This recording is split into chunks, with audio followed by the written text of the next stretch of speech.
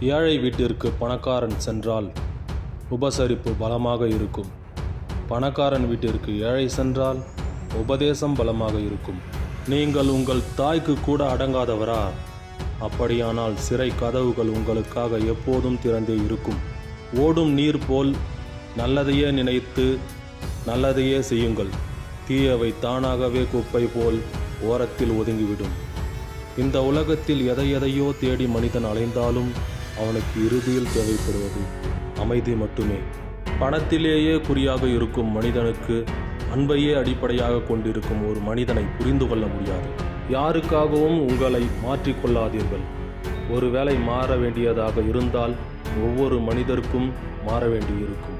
இந்த உலகம் உன்னை தூக்கி வைத்து ஆடுவதையும் தூக்கி எறிந்து வீசுவதையும் நிர்ணயிப்பது உன் குணமல்ல, நீ வைத்திருக்கும் பணம்.